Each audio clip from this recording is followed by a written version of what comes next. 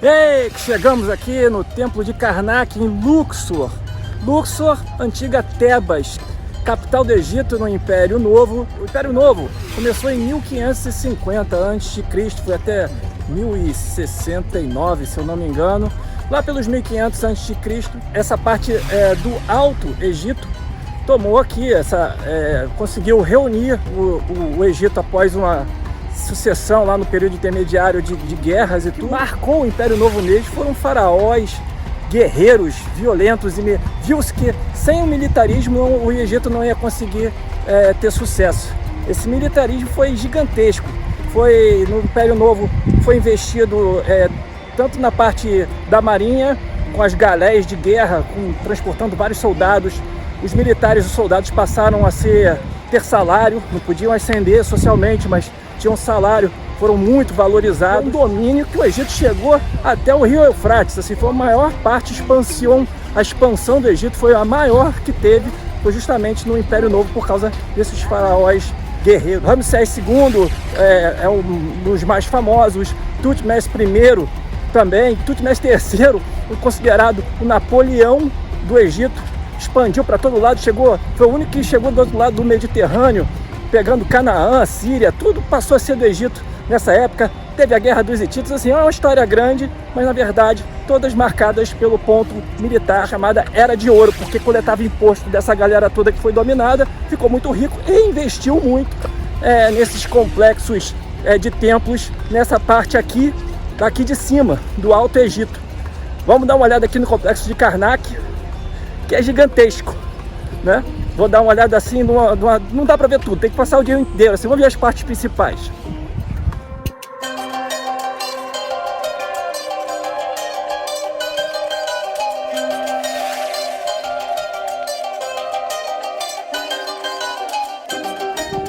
Apesar do deus Amon ser um deus local aqui em Tebas, ele era o rei mais forte de Tebas, na época, um rei local.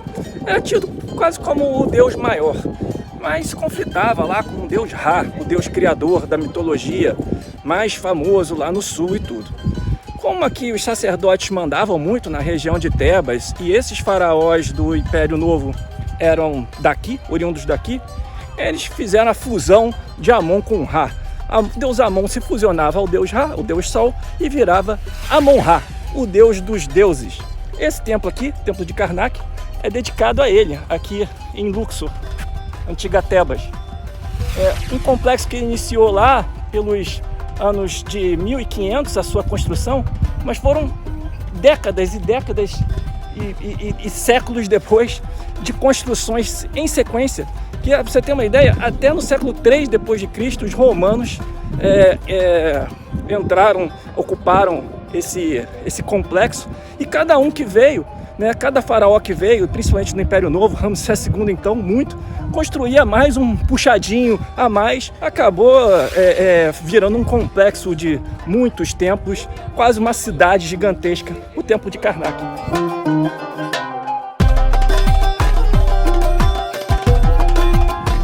Aqui logo na entrada do complexo de Karnak, a gente vê que tem uma ponte em cima de um fosso, ó, fosso aqui.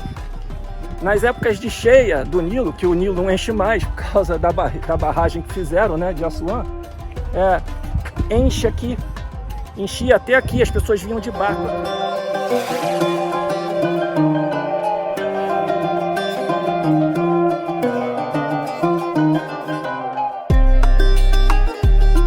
Tá vendo as esfinges do lado e do outro? Elas iam até o lado de lá.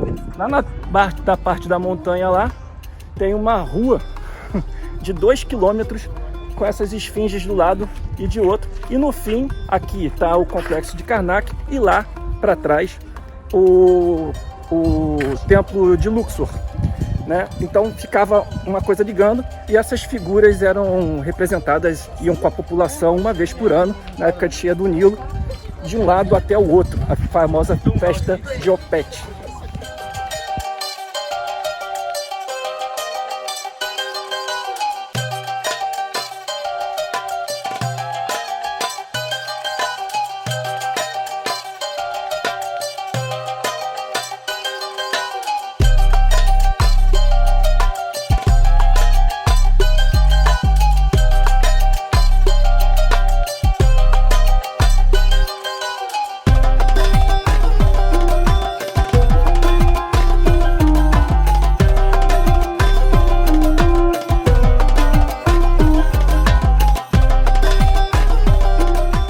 logo na entrada do templo, após essa muralha gigantesca de 40 metros de altura e grossa, a gente já dá no pátio principal do templo de Karnak. E aqui, nessa parte já dedicada ao deus Amon-Ra, a tríade de Tebas, né? Amon-Ra, Amut. Então tá aqui o templo, vamos dar uma olhada lá para dentro aqui, já saindo do pátio principal.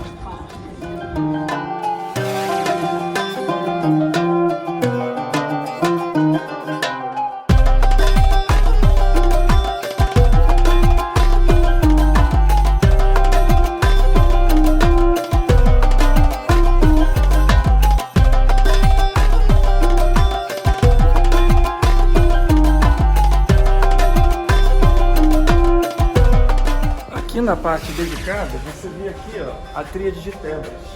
Aqui o deus Amon-Ra, o primeiro, Nut, a filha dele, e Khonsu, o filho, a tríade de Tebas. Aqui o faraó dando oferendas à tríade de Tebas, aqui do lado do outro. O deus Khonsu, filho, Amon-Ra seria deus Sol, né? Deus dos deuses. E Khonsu seria, aqui Lua é masculino, seria o Lua. Porque a lua não pega as luzes do sol, diz que Khonsu pegava a energia de Amon-Ra, né? Então a tríade está sempre representada em vários lugares. Esse templo ele data de ele iniciou em 2000 a.C., mas era pequeno. Em 1500, com a história do Império Novo, é que ele foi realmente impulsionado. E depois teve 1500 anos de construção desse templo aqui, Karnak.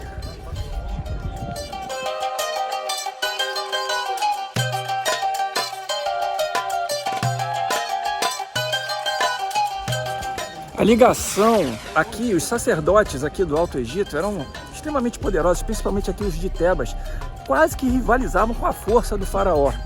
Aqui no templo de Karnak existia 30 mil funcionários, entre soldados, servos e muitos sacerdotes. Seria um templo, assim, como se fosse vamos dizer assim, o Vaticano, né? Então, aqui dentro, esses sacerdotes, e o deus principal venerado era Amon, faziam parte do governo, tinha essa ligação. E como que eles dominavam isso? Olha a malandragem. Para você ser médico, para você ser um especialista, médico, engenheiro e tudo, você tinha que ter sido sacerdote antes. Então aqui havia uma escola de religião aqui dentro, a mais famosa do Egito na época, que as pessoas vinham para estudar, e para ser especialistas eles tinham que ser sacerdotes. Então se filiavam, faziam relações com as pessoas daqui de dentro, e essas doações impulsionaram a expansão do complexo de Karnak, porque ele se tornou, o auge dele foi lá pelos anos 1000 a.C.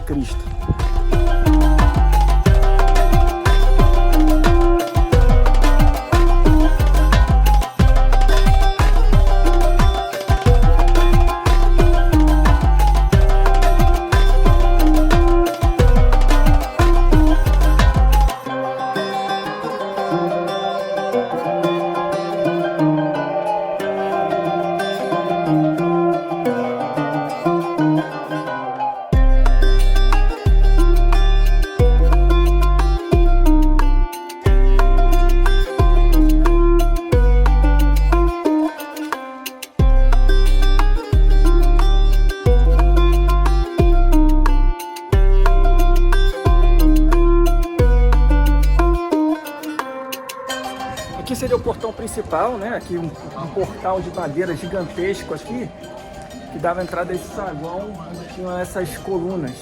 Olha aqui que interessante isso daqui, ó.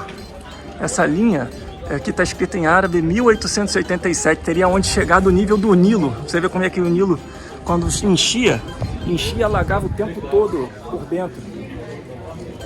E ela é toda grafada de um lado e do outro, a arte egípcia, e essas colunas e muros gigantescos.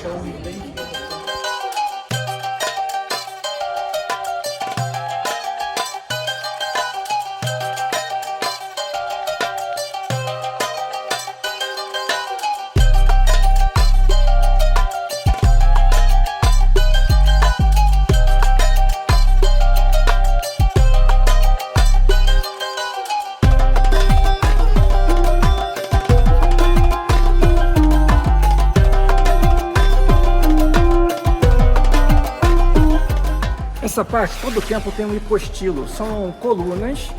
Na verdade, elas têm teto, né? Uma parte do templo é uma sala de colunas. Esse hipostilo do templo de Karnak é uma das maiores delas aqui do Egito, são 134 colunas, porque o rei Amenófis III gostava muito dessa sala e tudo era simétrico, então ele construiu um monte de coluna de um lado e toda vez que construía do lado tinha construído do outro. Isso virou uma tendência e os outros faraós que vieram depois passaram a construir colunas e aí tinha construído um lado e do outro acabaram em 134 colunas num salão gigantesco. Graças a Deus fizeram isso porque está aqui lindão pra gente ver o tipo de coisa da civilização egípcia antigamente. Esse teto, você vê como é que ele é bonito? Esse teto era todo trabalhado, depois caiu tudo. Mas olha como é que tem ele é todo trabalhado e desenhado. E as colunas também, todas elas trabalhadas.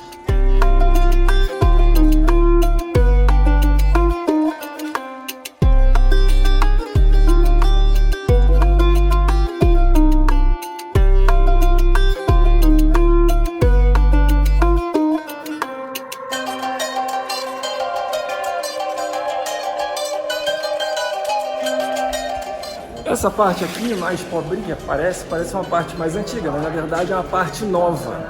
Os persas, quando invadiram e tomaram o Egito por muitos anos, não gostavam dessa religião. Eles destruíram boa parte do complexo de Karnak. Mas Alexandre o Grande, que tomou dos persas em 332 a.C., veio para cá e para agradar os persas naquela política grega de manter tudo e ajudar, construiu essa parte. Tem inscrições aqui de Filipe II, que seria o irmão de Alexandre o Grande.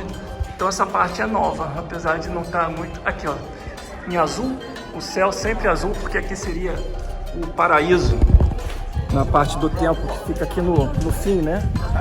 O templo de Karnak.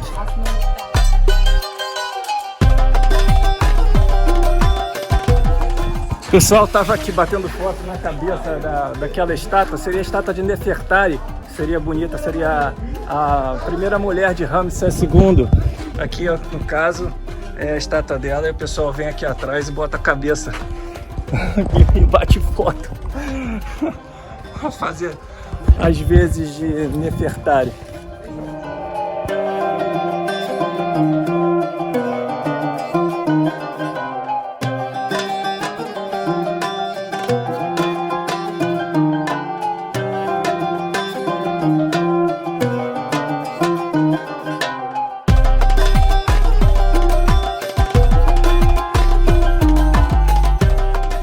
Todo templo de algum deus tem uma parte, um lago. Esse aqui é o lago do complexo de Karnak, do templo de Amon. Os sacerdotes, antes de começar seus rituais religiosos para se purificar, vinham no lago e tinham que se banhar antes para se purificar. Aí tem um ritual, não vou explicar, mas de oferecer lá na estátua que fica dentro do deus Amon, e aí oferenda e tal, e eles comiam toda a comida depois, porque depois que vai para Deus já a comida vira espírito, mas a parte física pode comer. O sacerdote podia comer tranquilamente. E aí esse é o lago.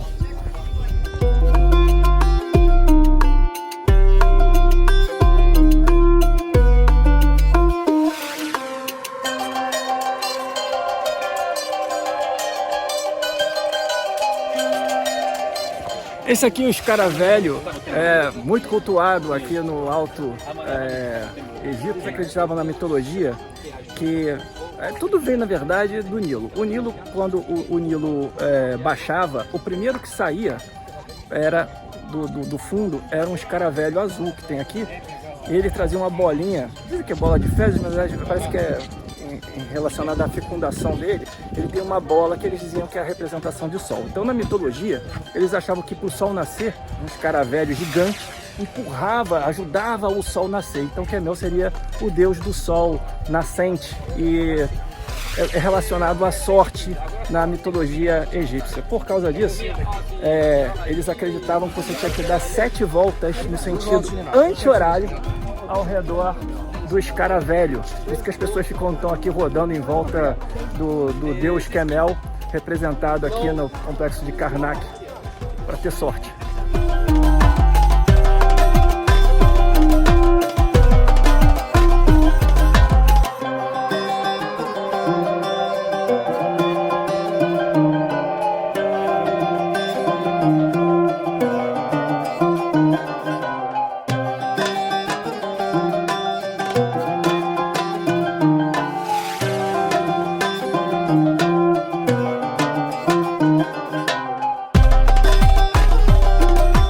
Aqui na entrada do templo de Karnak tem duas estátuas de Ramsés II, porque tudo aqui é simétrico, tem que ser simétrico aqui no templo de Amon, no complexo de Karnak. E aqui seria Ramsés II, ali uns dizem que é a mulher, outros dizem que é a filha dele. E aqui do lado de cá, Ramsés II também. Você vê que ele está com o pé na frente, em representação. E do outro lado, assim, Ramsés II do lado de cá, com a filha, e Ramsés II aqui. Na outra lá é Ramsés III, é o templo de Ramsés III.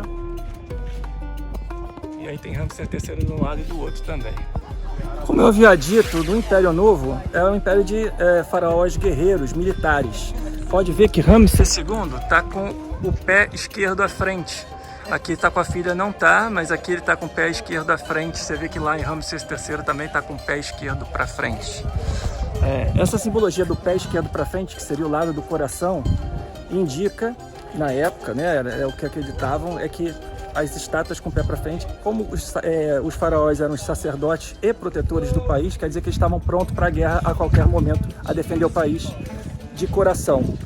É por isso que tem essas representações com o pé esquerdo à frente nas estátuas.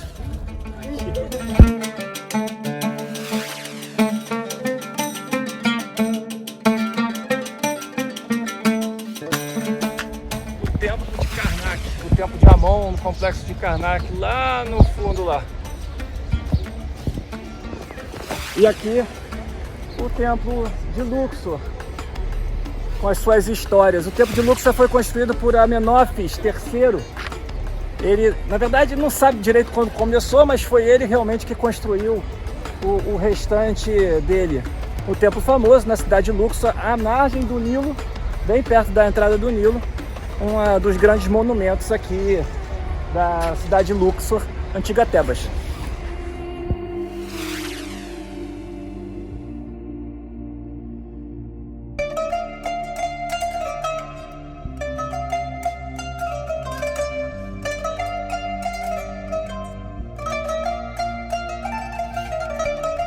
Toda essa avenida aqui, que conecta o complexo de Karnak do Templo Amon até o templo aqui de Luxor, foi descoberto em 1881. Um arqueólogo descobriu isso daqui. Isso aqui era tudo soterrado, só havia lá dentro do complexo de Luxor, existia uma mesquita que está lá até hoje, do século XIII, que ficou, mas era tudo soterrado. Isso aqui a gente como se estivesse debaixo da terra. E até hoje eles têm dificuldade. Você vê que aquela igreja não quis sair. Então tem muita coisa a ser explorada aqui, mas tem que desapropriar as pessoas. Então fica complicado para eles achar tudo que deveria. Aqui nessa avenida, as esfinges do lado de cá, de Luxor, tem cabeça humana. E chegando lá para o templo de Amon, o deus local, tem cabeça de carneiro, porque o carneiro era um representante de Deus. Então, como Deus Amon está para lá, as esfinges vão mudando de cabeça de humano para carneiro.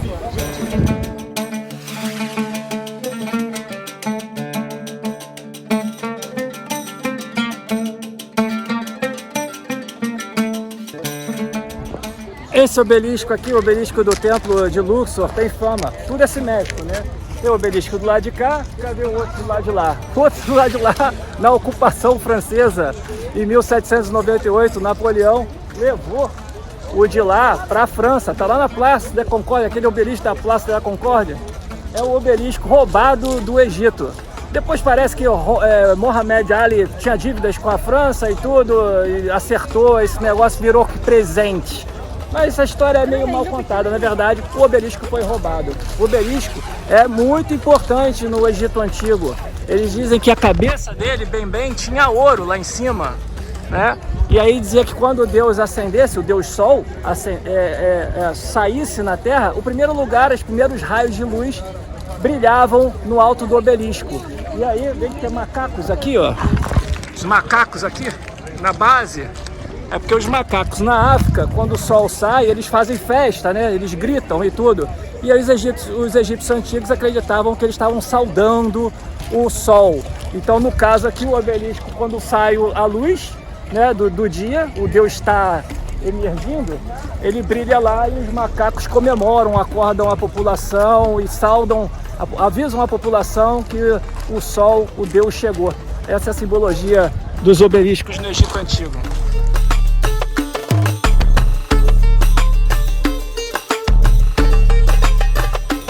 Esses dois colossos logo na entrada são Ramsés II. Amenófis III foi um dos maiores faraós do Egito Antigo. Ele era pai de Akenaton, ou Akenaton.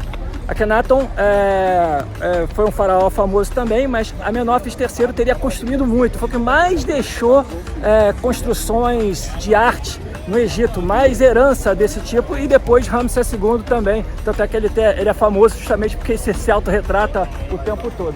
Aqui no Templo de Luxor, ele teria ajudado, ampliado o Templo de Luxor e se colocou aí na frente dele nesses dois colossos.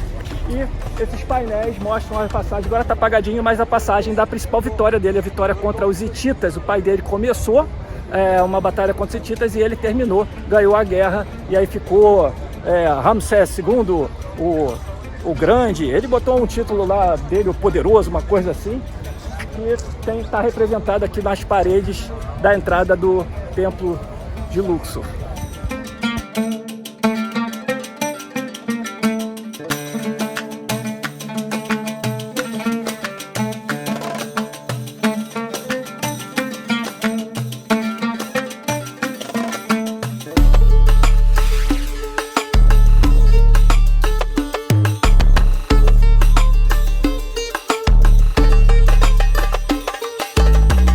Logo aqui na entrada do Templo de Luxor, chama atenção o hipostilo, né, que todos eles têm, com as colunas e tudo. Todas as estátuas aqui do hipostilo são de Ramsés II, ele se autorretrata. E estranhamente, tem aqui uma mesquita, a mesquita do século XIII, a mesquita de Abu al-Hamag. Eu não sei pronunciar muito bem o nome. O que acontece é que a mesquita, a cidade, esse templo, ele é todo soterrado. Na altura da mesquita, ali a porta original da mesquita, ó. A gente estaria aqui embaixo da terra. Quando foi descoberto em 1881 o Templo de Luxor e foi tudo escavado, tinha uma vila aqui dentro, teve que desapropriar todo mundo, tirar todo para poder escavar e criar esse patrimônio. Então, mas a mesquita já tinha muita tradição, já não dava mais para sair, então ficou. Essa parte aqui era de coluna, tudo aí provavelmente embaixo tem coluna, mas já pertence já à mesquita. Inclusive dentro aqui, na parte de baixo da mesquita, foi encontrado cruz, ou seja, foi igreja cristã antes ainda de ser mesquita.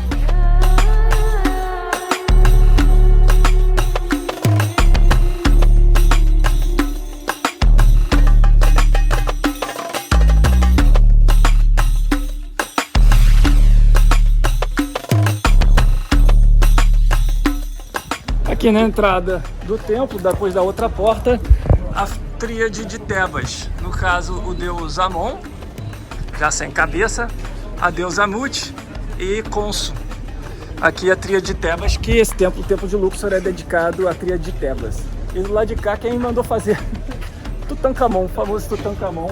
E a irmã dele, ele casou com a irmã, né? Aqui ao lado, o faraó Tutankhamon, que foi embora cedo, 19 anos de idade.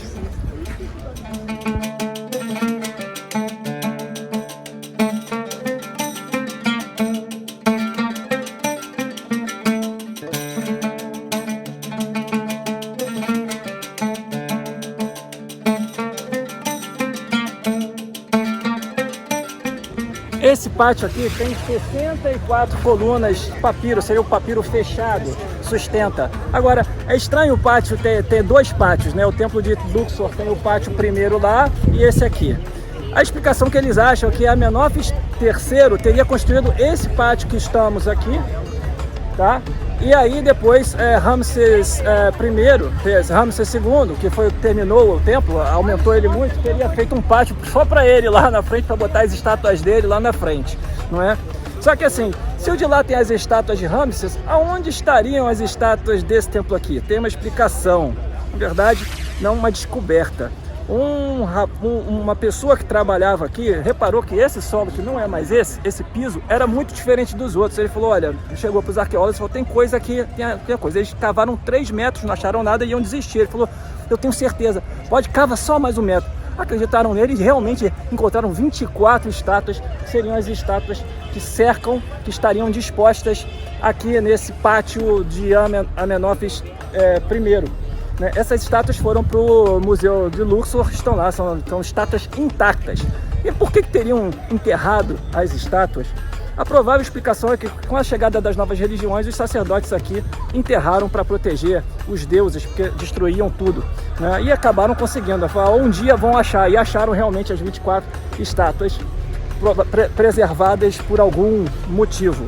Agora você vê como é que Ramsés II era maluco.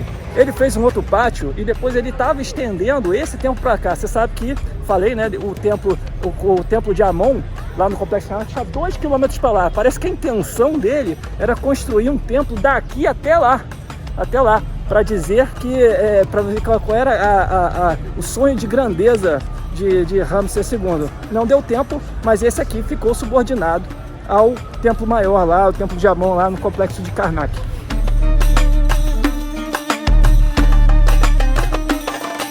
Essa sala do templo, na verdade, foi um templo romano. Roma também ocupou. O templo de Luxor foi ocupado ao longo dos séculos por vários povos diferentes. Alexandre o Grande teria ampliado ele, mas aqui, nessa parte, seria o templo, um templo romano.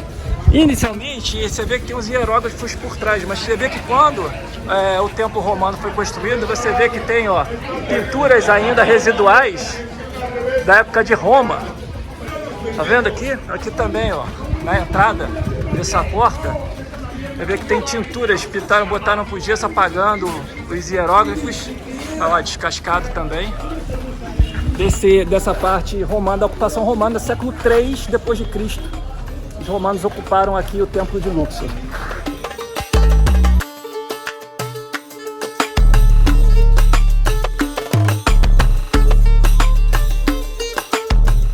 Alexandre o Grande, quando chegou aqui em 332, ele sabia que o povo egípcio era muito religioso, então ele foi tido como libertador dos persas, né? Então eles já declararam ele faraó automaticamente, sem resistência nenhuma, porque ele derrotou os persas, então ele foi considerado um faraó, né? Aqui, ele em presente, aqui nessa parte do templo de Luxor, tá ele aqui, esse aqui, esse cartucho foi feito para ele, é o nome de Alexandre o Grande, está ele representado aqui, e aqui ele está dando oferendas, como fazia, né? O faraó sempre dava oferendas ao deus, o deus Amon-Min, né? Que é o deus da fertilidade. Está aqui, um membro dele grande aí é o deus da fertilidade, Amon-Min, muito venerado aqui.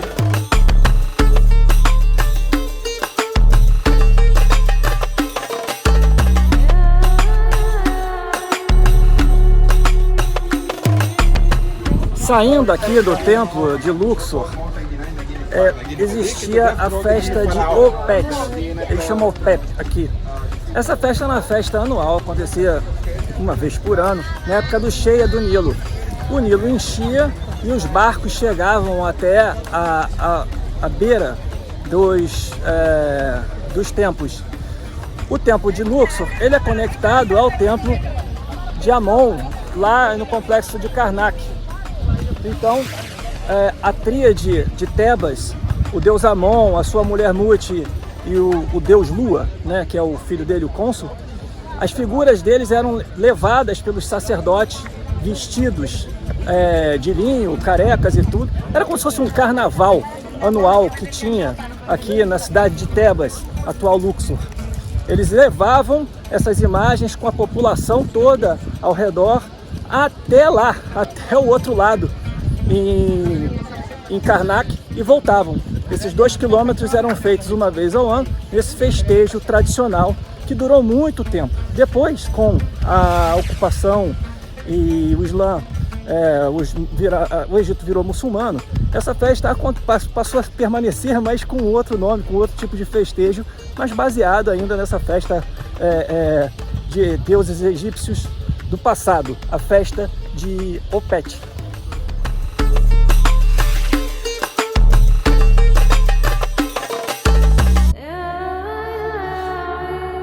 Aqui tem uma réplica feita a partir dos hieróglifos, dos documentos de hieróglifos da festa de Opet. A barcaça onde levavam... era uma barcaça para cada imagem, né, da tríade de Tebas. Era trazida aqui pelos sacerdotes. Todo mundo, todos eles aqui levando essas barcas. E aí, através das imagens que eles reconstruíram essa daqui, por tamanho do humano representado e tal, conseguiram chegar nessa réplica muito parecida, muito provavelmente, com essa barcaça de transporte das imagens de lá do fundão, lá do complexo de Karnak, até aqui o templo de Luxor.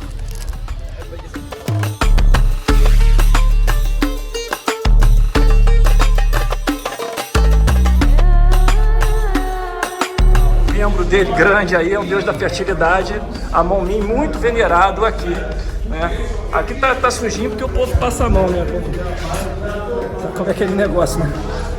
Viu o membro grande, eles falando que foram os chineses orientais que passam a mão, eu achei meio preconceituoso, mas que alguém passa a mão ali no membro do deus ali, passa.